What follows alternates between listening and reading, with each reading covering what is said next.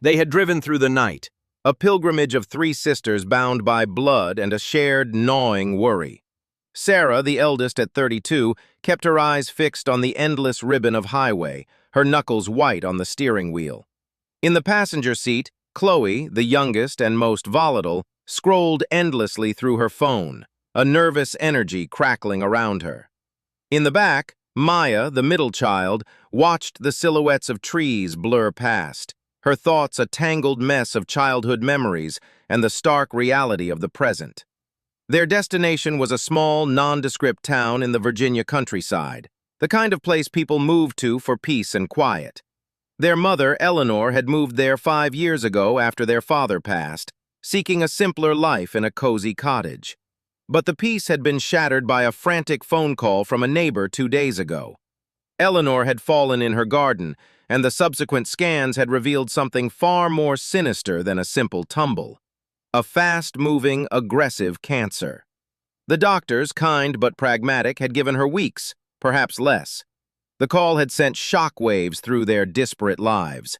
Sarah, a high-powered corporate lawyer in Chicago, had immediately requested emergency leave.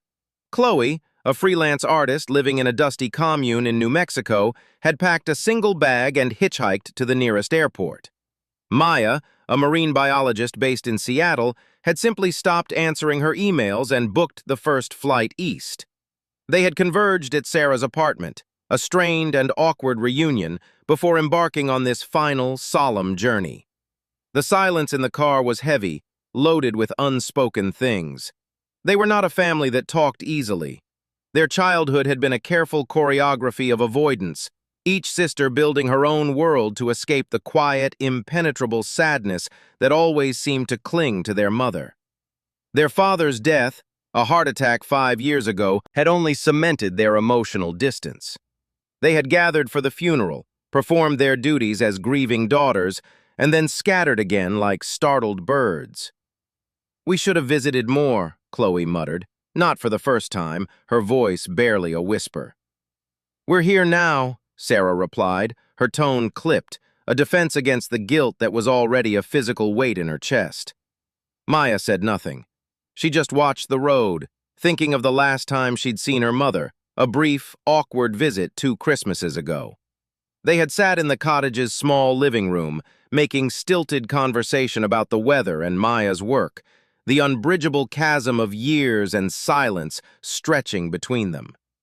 Her mother had looked smaller then, frailer. Maya had chalked it up to age. Now, she realized, she hadn't really looked at all. The first rays of dawn were painting the sky in soft hues of orange and pink as they finally turned onto the gravel lane that led to their mother's cottage. It was a charming, whitewashed house with a wraparound porch, nestled amongst a copse of old oak trees. A hospice nurse's car was already parked outside. The sight of it, a symbol of the end, made Sarah's stomach lurch. They sat in the car for a long moment, 3 women on the precipice of goodbye. Then Sarah opened her door and the spell was broken. The gravel crunched under their feet as they walked towards the front door, a sound unnaturally loud in the quiet morning air. The door opened before they could knock. A kind-faced woman in her 60s, the hospice nurse, introduced herself as Brenda. Her eyes, gentle and experienced, held a world of unspoken sympathy. "She's been asking for you," Brenda said softly. "She's awake. She's a little tired, but go on in." The smell hit them first. It wasn't a bad smell, just the clean, antiseptic scent of a sick room, layered with the faint, familiar fragrance of their mother's lavender hand cream. It was the smell of their childhood, now tinged with something clinical and final. They filed into the small bedroom, the one that used to be a guest room, now transformed into a sanctuary of care. Their mother lay in a hospital bed that had been set up by the window, which was open a crack, letting in the fresh morning air. Sunlight fell on the pillow, illuminating her face. She looked so small.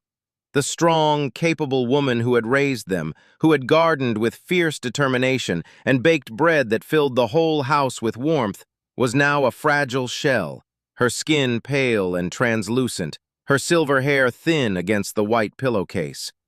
But her eyes, the same startling blue as Maya's, were open, and they were clear. They fixed on her daughters one after the other, and a faint, tremulous smile touched her lips. "My girls," Eleanor whispered, her voice a dry rustle of leaves. "You came." The words, so simple and full of relief, broke something inside them.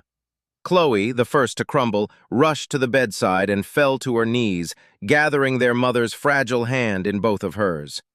Tears streamed down her face, silent and unchecked.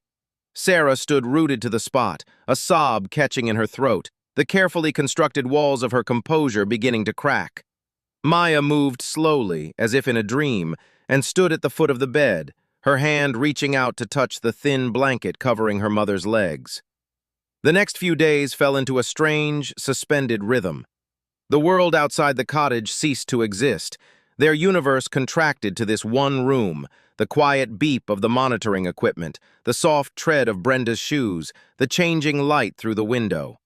They took turns sitting with their mother, holding her hand, reading to her from old books she loved, or simply sitting in silence, keeping vigil. They talked to her about everything and nothing. Sarah told her about a big case she'd just won, her voice faltering as she realized how hollow the victory seemed now. Chloe sketched her, capturing the delicate lines of her face, the peace that seemed to be settling over her.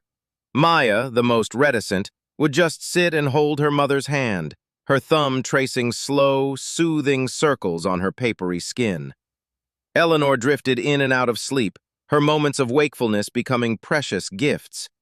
She would ask them small questions, her mind often wandering back to their childhood. "Remember the summer we built that treehouse?" she would whisper. Or, "Sarah, you were always so serious, even as a little girl, worrying about your sisters." These fragments of memory, shared in her fragile state, were more intimate than any conversation they'd had in years. One afternoon, while Sarah was resting and Chloe was in the garden trying to find a quiet spot to cry, Maya was alone with their mother. Eleanor's eyes fluttered open, and this time they held a sharp, clear focus that Maya hadn't seen in days. She looked at her middle daughter, the quiet one, the observer, and smiled a real smile. "Maya," she said, her voice a little stronger, "there's something I need to tell you." Maya leaned closer, her heart beating a little faster. "What is it, Mom?" Eleanor was quiet for a long moment, gathering her strength. Her gaze drifted from Maya's face to the window, to the oak trees swaying gently in the breeze. "All these years," she began, her voice soft but clear, "I've let you believe a story. It was easier, for all of us, I think. After your father, after everything, I just wanted peace, a quiet life." Maya frowned, a knot of confusion tightening in her stomach. "What story? What do you mean?"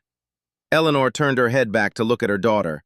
"About who I was, before I met your father, before I became a wife, a mother, before this." She gestured weakly at the room, at herself. Maya's mind raced. Her mother had always been a private person, but her past seemed unremarkable. She'd grown up in the Midwest, gone to a small college, met their father, and become a homemaker. That was the story.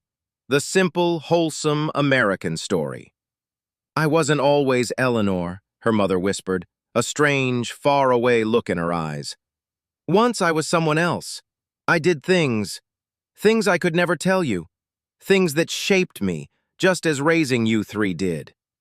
A chill, not of cold but of profound revelation, ran down Maya's spine.